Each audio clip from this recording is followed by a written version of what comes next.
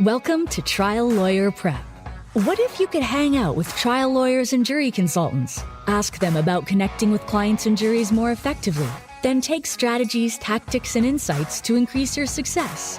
Each week, Elizabeth Lyric takes an in-depth look at how to regain touch with the everyday world, understand the emotional burden of your clients and juries, and use focus groups in this process. Elizabeth is an experienced trial lawyer, consultant, and founder of Lyric Law Firm in Austin, Texas. Her goal is to help you connect with juries and clients in order to improve your abilities in the courtroom. Now, here's Elizabeth. Hello, and welcome to the podcast Trial Lawyer Prep. I'm your host, Elizabeth Lyric, and I'm glad that you're here. This episode, we are going to be talking about the mindset shift that needs to happen for focus groups. And what I'm really talking about and who I'm really talking to is people who are running focus groups, and that's different than mock juries, and people who are interested. Maybe you're going to get started doing a focus group, you're interested in doing virtual. This episode is for you. And we've been doing a lot of episodes lately on virtual focus groups. So if you've just now listening in, welcome, welcome. But also there have been several episodes that I've been doing lately just to kind of talk about virtual, and even as simple as doing a 1 hour virtual focus group. So those are here pretty recently, just dropped in, I believe in March for that 1 hour one. And then also so just talking about with other lawyers here recently about doing virtual focus groups. And I think our last one had virtual plus in person.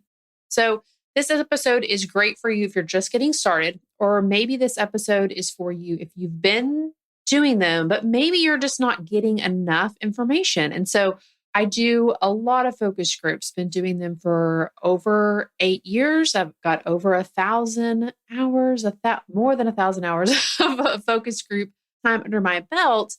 And what I see time and time again are some snafus, some things that maybe are holding us back as lawyers to get as much as we need out of focus groups. So I thought this would be a really good episode to share some thoughts on it, but also I've got a little checklist for you, and we're going to throw that in the show notes as well.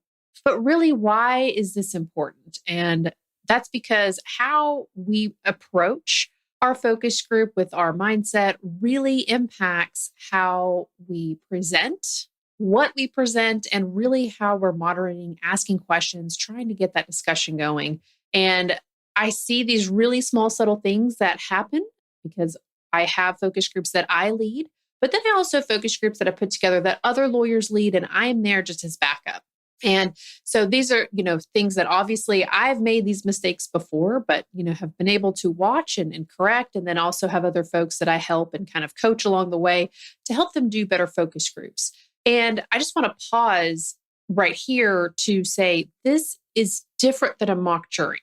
Okay. If you've been listening to the podcast, looking at some of the things on my website, you would see like my goal is focus groups. Okay. Because that's the way that I have been taught, but also what I've seen really work well is these smaller size focus groups to basically research versus doing an end-all be-all day, 6 hour, one side versus the other side, openings, fake judge, the whole thing. That's a mock jury. And if you want to know more about the differences, I put together an episode. That's episode 101, but also there's a blog on my website as well. So what we're really talking about today, though, is that focus group. And this is virtual or this is in person. So either way, this mindset that we need to kind of shift into as lawyers, right? Or staff. I just don't want to also say that too, because a lot of lawyers that I work with have staff members that either set them up or they're a part of watching or even presenting. And people do that because they know sometimes they're just too passionate. And so having staff help and present is always a great way to do it. If we have great staff, they also get impassioned and emboldened. And so sometimes this can happen for us as well. We have a little bit of a mind shift, and that's kind of where I want to spend time today talking about. Because the key element of a focus group is that, we remain neutral, open, curious, right? We want to know more. And we really want to make sure that we're not exposing our preference or our bias, unless that is the style of the focus group. But even so, thinking about moderating, asking questions, right? This is a really, again, key element. We want to make sure that we are remaining neutral and open to make sure we get everybody's thoughts. because we don't want to immediately influence our group. When we do, right, we're already cueing things one way or the other, and we really don't want to try and influence folks that way if we're trying to remain open and neutral and get more information. And that is a lot of what I use focus groups for, right? We're talking about doing just a neutral set of facts. What do you think? Maybe it's just a concept, right? A stroke. What does that mean to you? Or maybe we're talking about what kind of rules apply in a daycare, right? Who goes to a daycare, right? What age kids? And just to kind of get information. And sometimes people like to practice voir dire, right? And other times we're doing focus groups where we do have a slanted presentation. However, our moderation, right, our questioning should be very neutral, right? So there's still going to be a mindset shift in here, okay? Because our goal is always to find and create the best case for the jury, the folks that make the decision. We can keep in our mindset the whole way, build the case up, thinking about what we think is true, what we think will win. And it could be the complete opposite to the jury members. And then we just miss it. We don't really understand it. And then we lose. And then they tell us in the hallway afterwards. So we want to avoid that. And that's kind of why I've always used, when I run my own practice, I use focus groups for this exact thing. If I saw something that looked like a red flag, right, then I'm like, okay, let me go take it to the focus group to see. Is it really a red flag? Do I need to work more on this? Or is it not as bad, right? Maybe there's some facts in there that alleviate it. But either way, those focus groups were always a huge guideline for me for putting cases together. So let's talk about our lawyer mindset, right? So when we talk about shifting our mindset, I'm talking about our lawyer mindset to a focus group research mindset.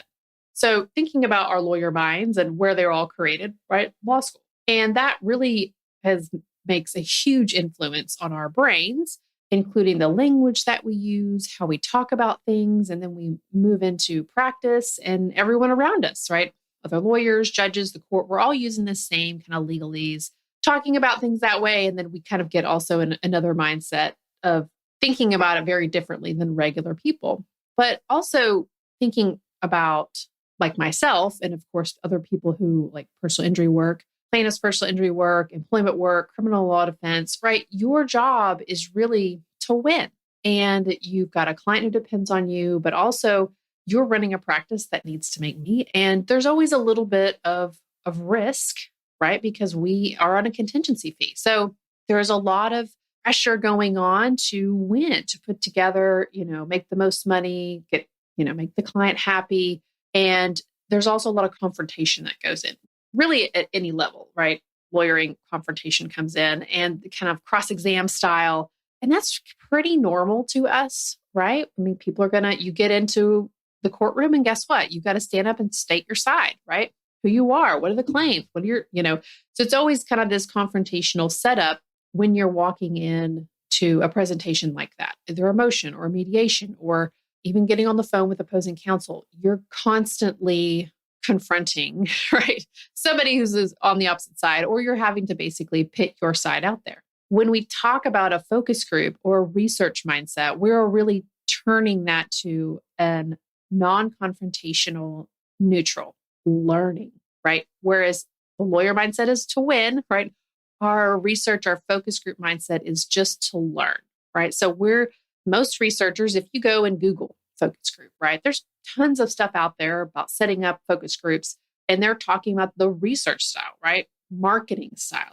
So you're going to get a lot of information on that. Most of the time, though, it's all the same. Use plain language. Be neutral, right? Use open-ended questions, right? And that's because the whole purpose is to learn.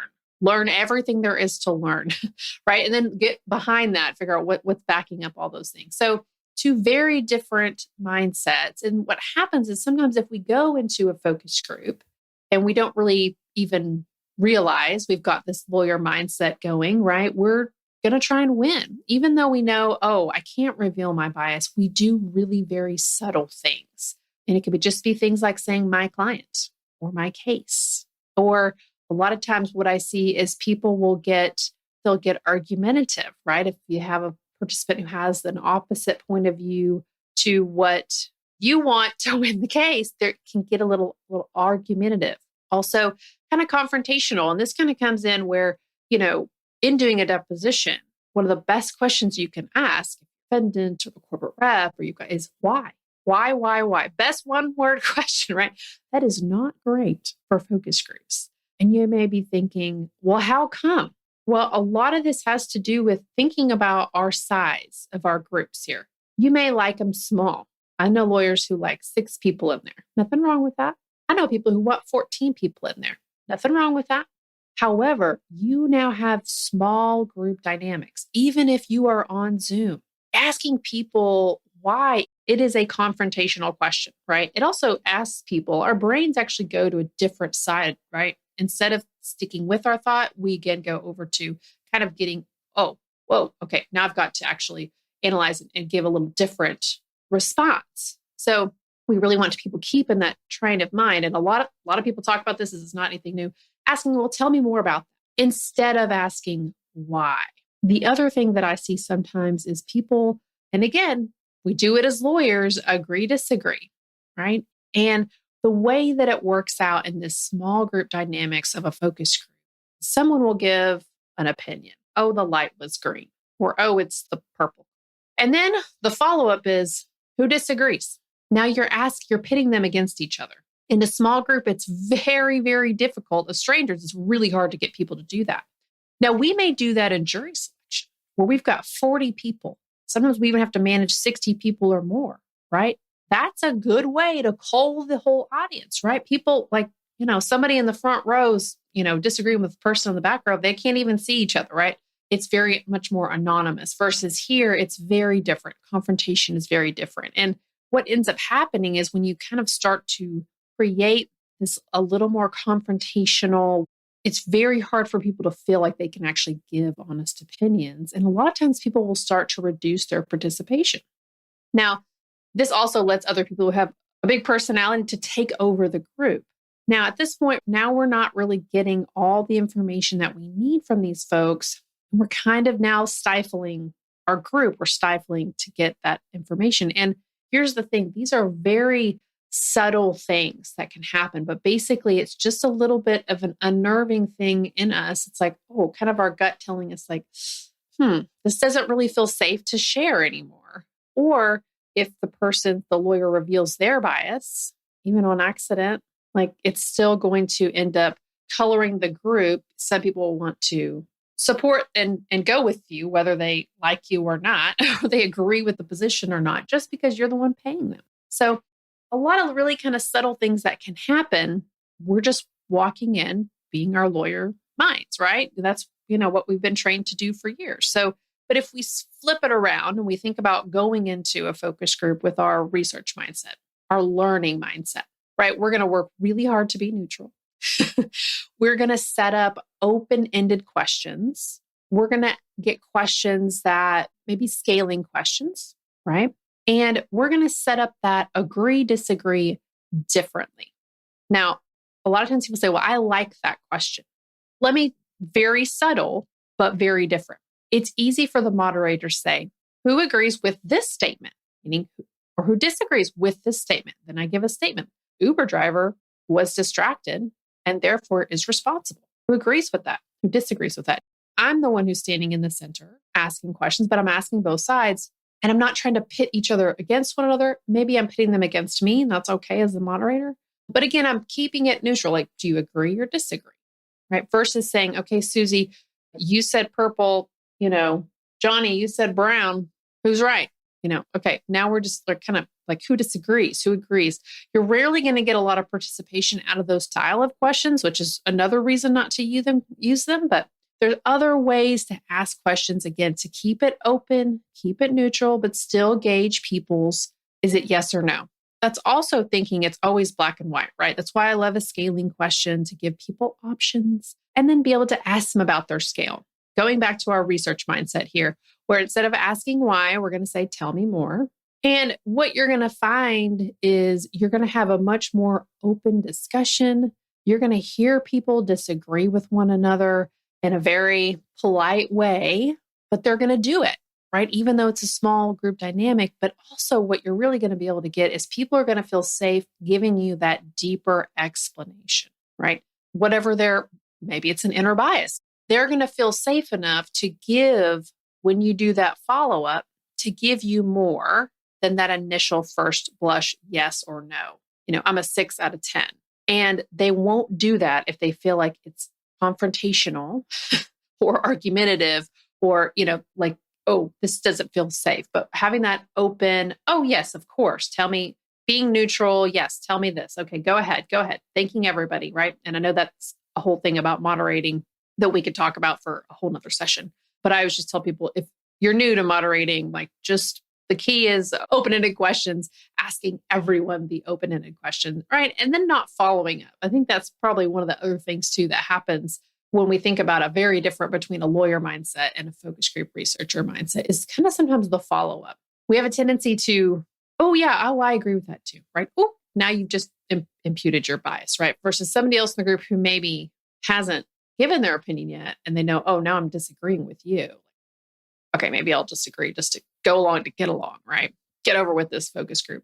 Versus a very open, neutral researcher mindset would just say, okay, and next, and next, and next, because your job is to direct traffic, right? You're just making sure everybody's getting their opinions in there. You're getting hearing from everybody, right? You're not actually, right, trying to tell people where to go, right? And that's kind of the difference between like, oh, no, we're not going to listen to that anymore. We're going to go over here. But I'm going to say thank you so much for that. And then I'm not going to say thank you over here, right? So that also cues people in. Very subtle, small things that can happen. So obviously the encouragement from this episode is to shift your mindset when you are moving into doing a focus group. Be very aware. That's half the battle sometimes. It's just looking at what we're going to do and being aware of, oh, that actually is showing my bias. That's showing my preference if I say it that way. And if you do, right, the whole goal of focus groups is to get new information, get out of your point of view, find other points of view that you can't get on your own. Go try and ask another lawyer. Guess what? They got the same mindset as you, right? Oh, well, I'll just go ask my family. No, wrong. They're just as biased, right? Because they depend on you, right? I'll just go ask the church group down. Again, they know you, right? We need some strangers, some non-lawyer people to ask and get information out of to build your case for the jury, right? We got to get out of our way and listen. So that's always the goal with our focus groups. And so I've made a little checklist for you. And don't worry, this is going to be in the show notes. If you are driving or working out or walking down the street, listening to this, these are going to be in the show notes. And I've divided it up into kind of a presentation / planning and then moderating. Now, I will say from one of the best things you can do is write everything out. Write out everything that you're going to say, write out all your questions. Now, I know you're thinking, gosh, that is so tedious. That's not how I do anything in my practice, Liz. I understand. But what we're doing in this focus group is so very specific. And it's just so easy to tee off, right, and reveal your bias if we don't really pay attention and be really aware of it. Now, as you keep doing them, it's going to be second nature to you. All right. So, okay, well, hold on. If I say it that way, that's actually going to reveal a bias, or that's actually giving a little pretext. Okay. So that's the best thing I can say is be able to write it out, leave it, come back, look at it, and be able to say, oh, that's a lot of legalese in there. But if we're just looking at our checklist and thinking about, so let's talk about our planning and our presentation checklist, right? So we're putting together a presentation and maybe you're going to write it all out. Maybe you're just going to do a really heavy outline. It's also a really great way to do it. And so here are 5 things on my checklist that I would say, hey, have this checklist out to look at your presentation. When you're thinking about planning your presentation or the case you're going to do, put this checklist there. And number 1 is remove legalese. There is always another way to say negligence, to say malpractice. There's always another way. We are in a focus group. We're not in a courtroom. Okay. So when you put in legalese, it's confusing to people. Some people won't even ask you what it means. They'll just make assumptions. Or what I see sometimes is we spend so much extra time explaining the legalese when we could have just used that language to begin with. Okay. So think about that legalese. Think about that plaintiff, defendant. They may not know what the word plaintiff is, but they do know the word defendant. So again, we're already charging things up a little bit for confrontation wise. So easy ways to remove those. Think of other ways to say it, right? So number one, remove legalese. Number two, you want to give context, not pretext. Okay, so let me give an example of this. Let's talk about a car wreck, because that's generally pretty easy. Generally, always all have one, but this works for almost any kind of case you may have. So context is, in a car wreck case, is the weather is clear, we are on Burnett and Jones Road. There's 2 lanes on Burnett, there's 4 lanes on Jones. At this intersection, there is a 3-light traffic signal. I'm just giving context. Pretext is, this is a presentation about a car crash. This is a presentation about a surgery gone wrong. Now, I've just gone I put you wherever your mind goes. I've gone ahead and planted you there, right? Versus giving context. So always be thinking about when we're putting together a presentation, am I already setting people on a direction by what I'm saying? Or do I just need to give context, right? And sometimes we give context to remove questions later down the road, but always be thinking about, am I doing one versus the other? Maybe I just need to give context.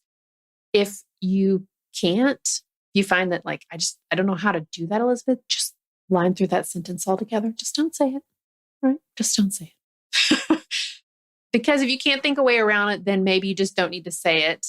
And what happens is, this is one tip I would say is, for me, when I am putting together a presentation or I'm thinking about, how do I say this? I love to create my outline and walk away from it, come back the next day and look at it, because what'll happen is I'll be like, oh, they're not going to know what bad faith is. Well, here's the other way to say this. So I love putting things down and coming back to them, even for a day, will help your brain be able to refresh and look at the checklist for the presentation. Number 3 is, the way to remain neutral is to have both sides. And it could be, this is the point of view of the red car. This is the point of view of the blue car. This is the point of view of the doctor. This is the point of view of the patient. Neutral language, that goes along with this in our checklist here, that we're using neutral language. We're not jazzing up our language. And if you're not sure what that means, right? This is when we say, crashed into versus, full force, flew right into the side of that car. Getting a little bit excited about that, right? Our 4th checklist is just going through and removing very language that's subtle. My case, removing those words altogether.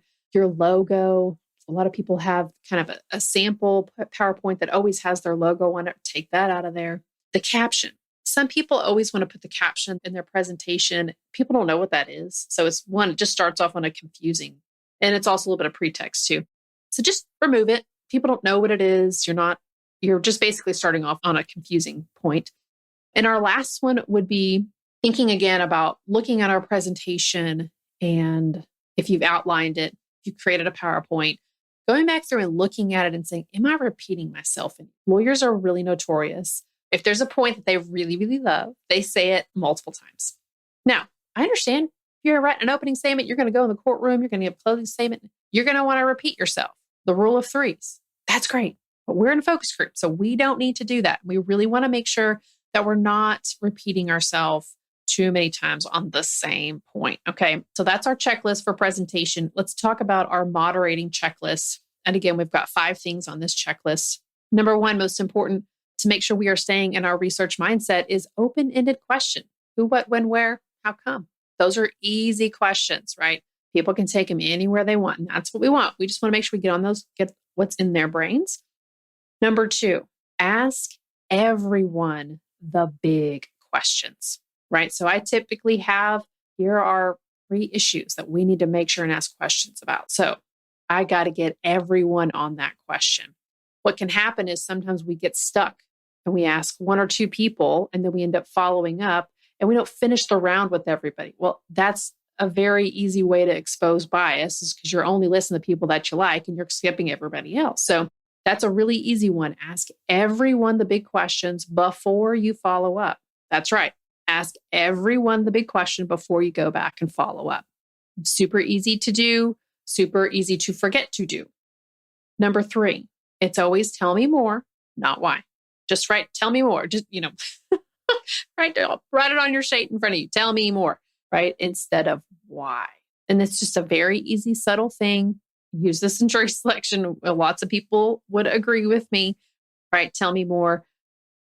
Number 4, This one, again, is huge for a research mindset is don't give more facts. Lawyers love to do this. They love it. Focus groups are always going to ask more questions, right?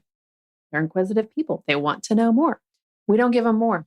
Why? Because you give them what you gave them. You want to get what they think about this information just as it lies. If it was important enough for you, you should have put it in the main one.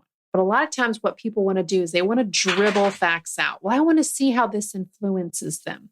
Well, no, that is influencing them. Let me withhold this fact and then tell you, right? Couple things happen. Number one, people start to realize you're withholding information, so they start to withhold their information. Oh, you've got more. Number two, people start to say, well, it depends. Well, it depends. You have more. It depends. Now, does it depends help you with any? No, that doesn't help you with your case at all. And then number three, people most of the time when they do it, everyone asks about speed. So the speed of the cars was 35. Why is that important to you? Now I've asked why, and now I've just implied that it's important to you. So it just gets us in a hairy mess. So if you're starting out, or even you've been doing them, this whole dribbling facts out, right, is not great. Even if you put it in a question. So what would you think if the police officer gave this car a ticket? Okay, so they already know. What else do you have? So if it's important, put it in the presentation. Also, if that comes into evidence, put it in the presentation. Okay, so anyhow, if you're just starting out or you've been maybe doing this for a little while and you're getting stumped in the discussion, that's a very, very good reason why the faucet turns off of information and you get this, well, it depends. Well, it depends. Or you just get people who just don't talk anymore. So that could be a big one. So put facts in your presentation and then hold your guns. Great. That's information you'd like to know. Okay, tell me how that would help you or not. So now I'm following up. I'm getting what you wanted. Some people say, oh, I just wanted to know, right? Versus you may think, oh, well, you don't know. So that's the follow-up to getting a question about, oh, well, I want to know if the doctor said this to the patient. Okay, well, tell me a little bit more about that. Or, tell me how is that fitting in? Again, I'm just trying to get more information about how. All right, last one, moderating. Mindset number 5 is don't pit your participants against one another. We talked about this earlier. Trying to pit people against one another takes a very, very skilled moderator to do that. And also just don't do it. If you want to pit people against one another, pit them against you, right? Play devil's advocate. Pit them against you and make them take the opposite side, right? I'm going to take the opposite side of what they think. So you want to pit somebody against another person, pit them against you as the moderator, right? Okay. This episode was a little bit longer, but I appreciate you guys hanging in there. And don't forget the checklist for presentation planning and for moderating to keep our research mindset will be in the show notes for you. Ultimately, y'all, the goal is always to get more information to build a better case for the jury. That is what we're doing here. We don't want to stifle getting that information in our focus groups. We work so hard to put them together, to get these people here. We take our time to present and create. We really want you to get that feedback and learn from your cases instead of getting that one-sided feedback. So that's what this episode was about. I hope that you enjoyed it. If you did, please review on your favorite podcast platform. That way more people can find it, follow it, so you can download the new episodes when they come in. Also, just so that you know, please join the email list. That will also be a link in the show notes. There are other new things that I release, checklist downloads, even some new courses that are coming out about helping lawyers create their own focus groups, run focus groups better to learn more. So join that email list. The link is in the show notes. And until next time, thank you.